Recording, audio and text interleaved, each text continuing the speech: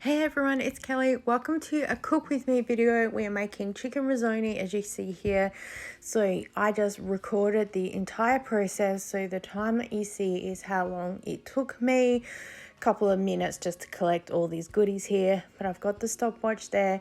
We're going to work together. So the first thing I have is this garlic and herbs butter. You can get, there's a rosemary and sea salt one. I just buy whatever's on special at the time. I've got chicken breast that was from a roast chook, and I'll chop that up. I've got 1 cup of white wine, any white wine is fine. I've got half this tub left of thickened cream. I've got 1 whole bag of risoni pasta. I've got a can of the champignons, and same, we're going to do 1 cup of the corn kernels. If you don't want to use white wine or you don't have any, you could use a stock. I recommend 1 cup of water with a little bit of this. I still add a dash of that in anyway, just to give it a little bit extra flavor. The alcohol does burn off, but yeah, if you don't want to use it, you can. Okay, so let's start the timer, and this is everything that I do. So I'm going to fill a pot with water and put that on the stove, and then attempt to light the stove. And I'm going to cook the risoni. It cooks for about 10 minutes. I just pre-cook it, otherwise I have to put it in the pan and then just keep stirring it over and over again like a risotto, and it just drives me insane. So I'd rather pre-cook the pasta that's here.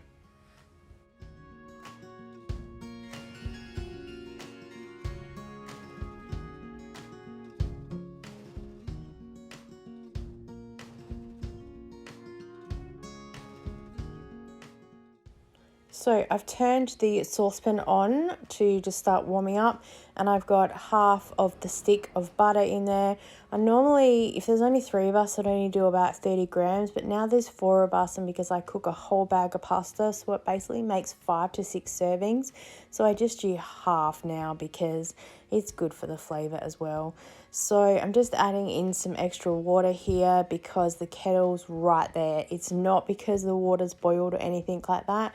It's just that if I have to pick the saucepan up and turn around, I was likely to bang the tripod and I didn't want to do it, so I've just grabbed the kettle. Then into the butter with the saucepan, I'm going to put 1 cup of the white wine, and I just have that on a really low heat, just enough for the butter to melt and then the alcohol to burn off. Sometimes I don't put this on until the pasta has been boiling for a couple of minutes. I was just doing it all now, conscious that this is all the process that I have to do. Once the butter is melted, you could turn the heat off of the saucepan if you want, or just move it to the side because you don't want to evaporate too much of the liquid. Sometimes I will add in a little bit extra water. It just depends how the risoni has cooked.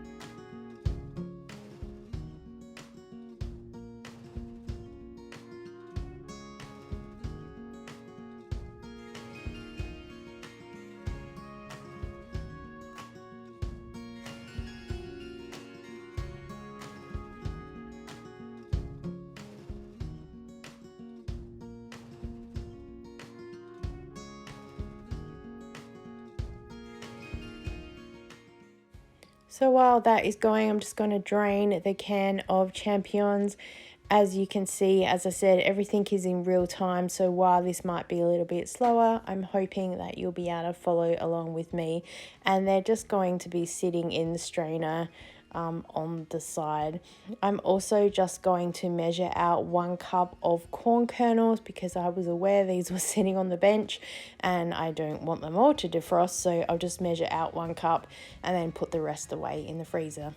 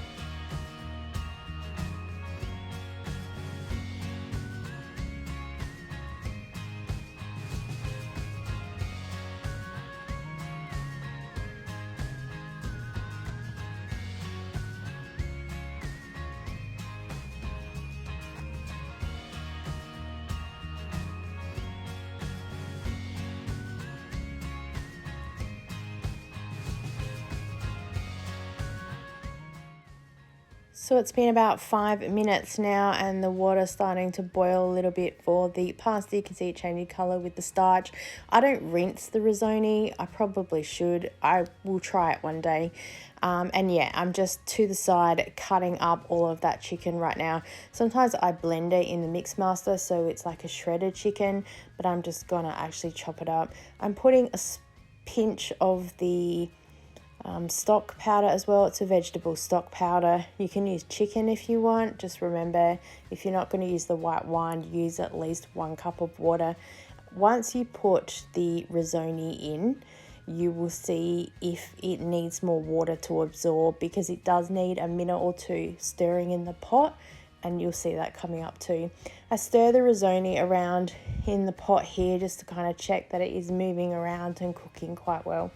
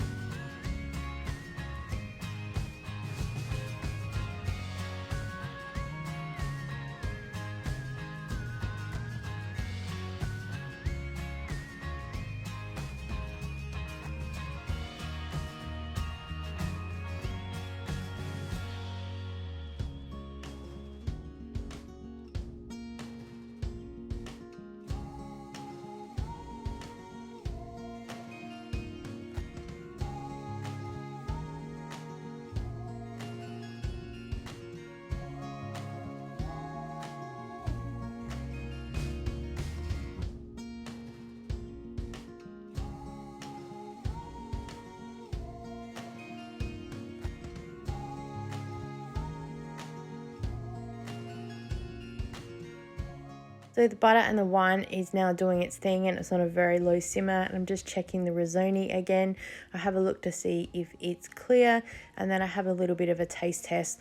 I will undercook it in the pan as well, so then the last sort of minute or two can be done in that butter and wine, so then it can help absorb that liquid and flavors.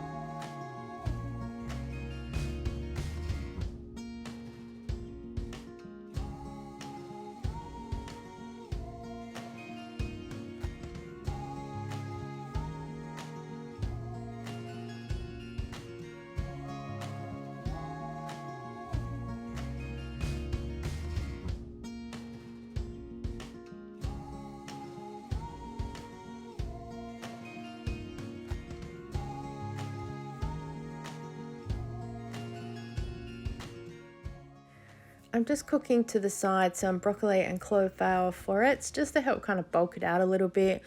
It is super rare that I do this, but one, I really needed some space in the freezer, and two, I figured it would just be something nice to add in just to help bulk it out a little bit.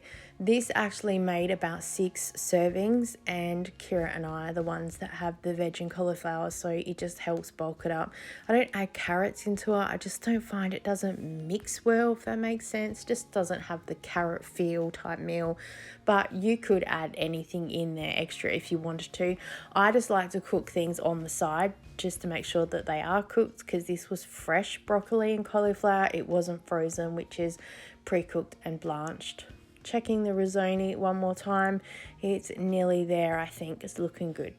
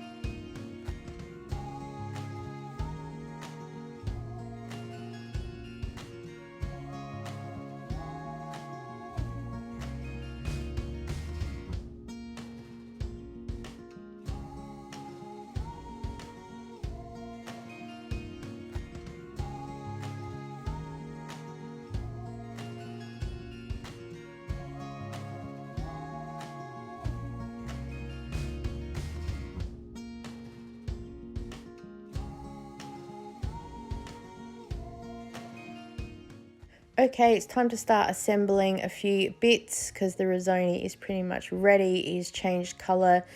They're ready to go. So we're going to put into the pan the mushrooms that we're just draining in the sink because we need that colander to drain the risoni.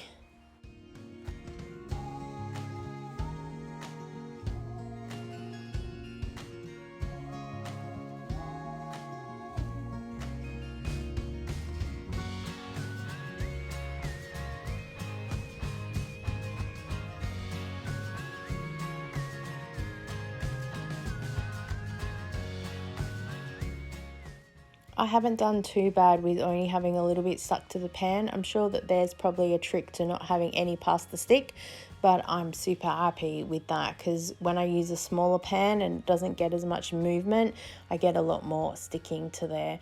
So we're just going to drop the risoni in here, and then we just keep stirring, stirring, stirring, stirring.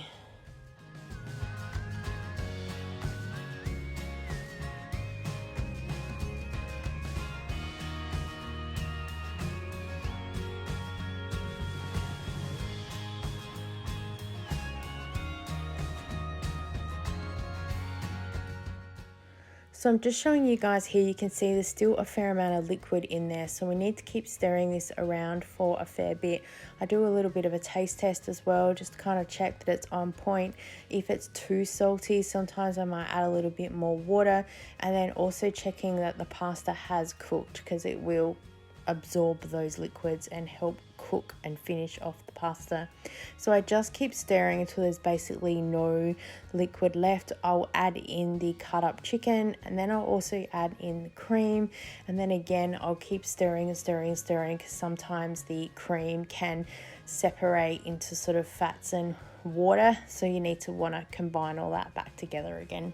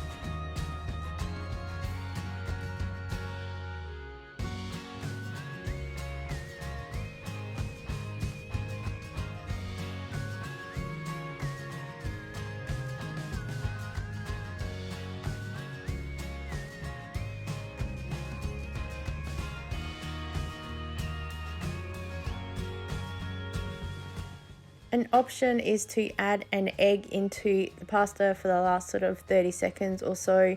Don't put any shell in there. Make sure you get that out.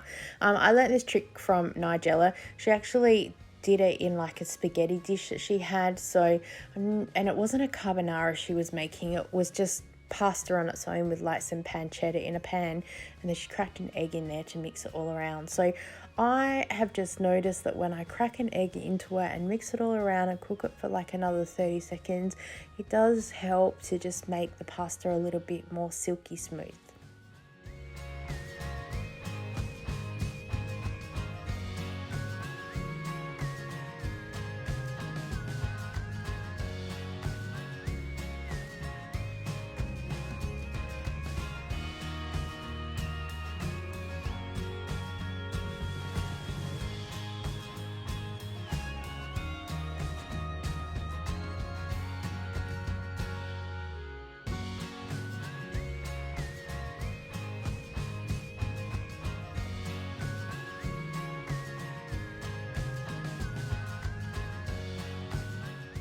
We are finished now, so it is taken just under 19 minutes to cook all of that. The broccoli and cauliflower is ready to be drained on the side for anyone who wants them. I say every time, who wants some? But it's only Kira and myself that have it. So that's there ready to go, and then I pretty much just say everyone can serve themselves. So here we go.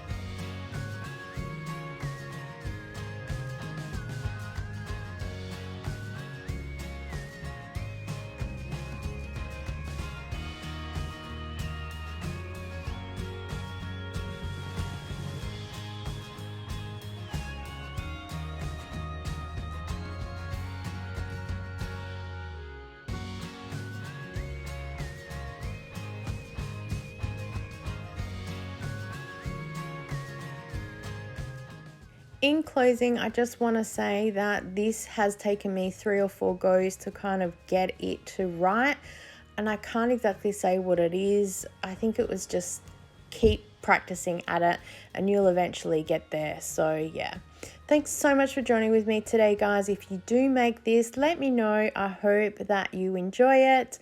Thanks for your time today, and I look forward to seeing you next time. Bye.